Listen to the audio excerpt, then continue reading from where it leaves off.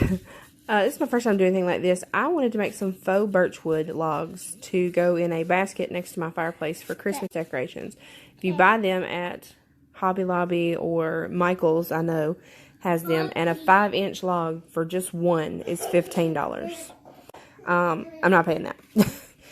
So I thought I would take these rolls from the inside of wrapping paper, cut them in half, and then just make a circle to go over the end out of a scrap piece of cardboard that I was throwing away anyway. And I always keep these white pieces of paper that they wrap anything and everything in at Hobby Lobby. I keep them for crafts for the kids and things like this. So I Mod Podged it around one of these.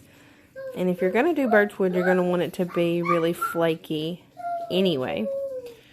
So the idea is to kind of just slap the paper on just messily. It doesn't have to be any special way because we're going to paint this anyway. Right now it's, I don't know how the camera shows it, but it's just an ugly flat. It's not really a good white or what white we would need it to be. But we're going to paint this. I'm going to try and video as much as I can with my janky setup of just holding my phone while showing you. But you want to cover the ends of it, and I just took it and rolled it in one of these pieces of paper. I just laid it out, and then I took my roll and I kind of just rolled it like you would a piece of paper back on a dowel. And then when I got to the end, I took my paper and I just folded it all in. I cut it, and then I folded it over, kind of like so. Ignore my nasty. So we're just going to roll it in this piece of paper. And then once we get to the end, you'll see that there's a overlay, like if you're wrapping a Christmas present. I just kept rolling until I got to the end of my paper where I wanted to stop. And then I felt to see where my end was. And I just cut it about, maybe not even a ½ an inch up. Just so that I could fold it in and Mod Podge it down. And then I took another piece over the end of that to kind of cover the floppy edges and just trimmed around it. You're going to paint this end right here a lighter color because this is going to be the inside of your cut log. Once I got where I wanted to be on this end down here, I moved on to taking all the little pieces that I cut off of the end and just kind of sloppy throwing them in there, like right here, to where this would create kind of a textured effect once we're through Mod Podging the whole thing and getting ready to paint it. So this way, this will create your flakes of bark for your birchwood. And like I said, birchwood is really flaky. If you don't know really what it looks like, there'll be a picture posted with this video. If you are not familiar with Mod Podge is probably the easiest craft item on the planet. There's really nothing that you could do to mess it up. It's simply just slapping it together. So I'm going to take my Mod Podge and I'm just going to dab where I want to add a little more texture. And I'm going to crinkle my paper. Like I said, I'm going to try and do this with one hand. It's kind of not the best system, but I couldn't find a YouTube video for anything like this. Everybody was using scrapbook paper that already looked like birchwood, and I don't have any of that. So I'm just going to lay this on, and then you'll take your Mod Podge brush and then just kind of go back over it and get it to kind of lay down however much or however little. So now that it's on there, that's probably my last piece. I'm going to set this one to the side, and if you can see that, of how I kind of bubbled it to make it just stick out a little more in certain places. I'm going to let this one dry, and then I'm going to get started painting them. And I have two this size. And then I have one that hasn't been covered yet, but you can see this one is just a regular wrapping paper roll, like I said. And so I made two of those. I just simply cut it in half. This bigger one is a thicker, harder tube that came out of a roll of vinyl. So this one's going to be our bigger one, and then I'll know what size I kind of want to go with to fill my basket. Okay, so I've almost got this whole thing painted white, and you honestly, after looking at this, you probably could have skipped this step. I mean, this is the non-painted area right here, and then this is where I painted it white. Really and truly, there's not much of a huge difference. I just wanted a base to lay down to have sort of a clean slate to go. I will say, after doing it, be careful painting over your flaps of where you left your paper, because if you're not careful, you'll end up sticking them back down after they've dried the way you wanted them to begin with. So you just kind of want to easily go around that versus all willy-nilly slapping it on. But I am going to finish this last little bit right here. I'll probably do that off camera. And then we will come back and do this.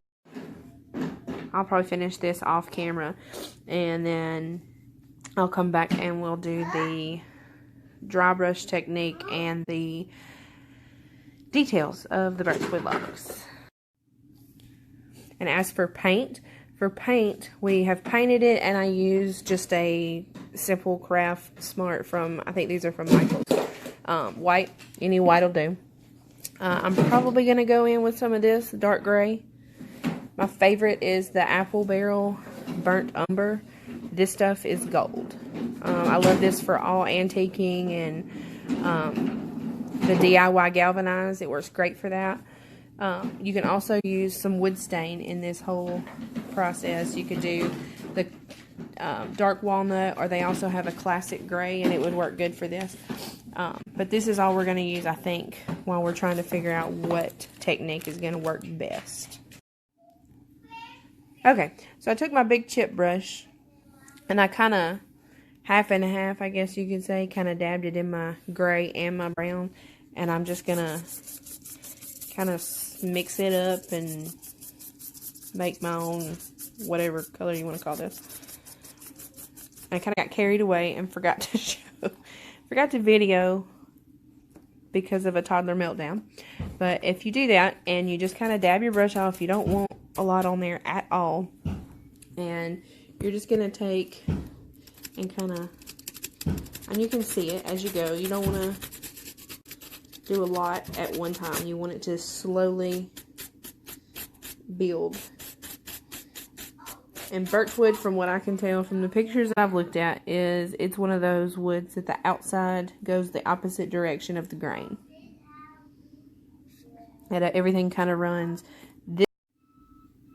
So whereas most bark runs this way, long ways, this is going to run side to side almost. Okay, so I'm going to take this brush, and I want to try the stain technique. So I'm not going to put a ton on there because you don't really need a ton when it comes to stain. Birchwood has these darker lines that sort of just run this direction, and they kind of look a little darker than everything else. So we're going to I'm going to kind of pat one in and see where we're at before I get all crazy and start slapping it on. Okay, so I'm going to cover it up now. So with these, I'm just going to go all, I think, I use the term willy-nilly, probably way too much, but it works. And just slap it on to where it kind of looks like there's just little burnt notches, I guess you could say, in the wood. That's too much. Don't do that. Alright, so still just slapping these on, and my favorite thing is the quote that Bob Ross says, and I'm sure most of you know who Bob Ross is. He is a painter, And I was one of those nerdy kids that would watch Bob Ross versus cartoons or things like that. But he says that there are no mistakes, just happy accidents. That's my favorite part about painting is I used to think it had to be the most perfect line. There couldn't be any crooked anything. But really and truly, it's the best part is just slapping it on and it just makes something out of nothing. That's my favorite thing. So I'm going to keep doing this, and then I'll come back and I will work on these little sloppy pieces, the little pieces of bark hanging. Alright guys, so my kids are in here and pretty much free time is over. One's tired, one's over everything, and but I took these little folded up pieces that I was talking about, and I kind of tried to do the whole crinkled up mossy looking technique. Didn't really work for me. Maybe after playing with it some more I could get it, but I just kind of painted back over in white and did a little bit of the darker stain. Alright, so I'm gonna do the others and I'm gonna play with them a little more. Like I said, I went over this and it didn't come out like I wanted it to with the brown colors, so or the light tan color. So I just went back over it with white and put a little bit more of the brown stain. It didn't come out too bad. I'm not mad about it. I'm gonna see what the other three look like, or two look like, and then I'll put them all together and there'll be a post. But I'm going to finish these up, and then I'm going to put them together, and I'll take a picture, and there'll be a post about them. I'm not a DIYer. I've never made a video. I just thought this would be a cool little tip if it worked out, and I would say it was a Pinterest win, if you will. So be kind. I know it's not a perfect video, but there'll be a post and pictures once the finished product is complete and set up.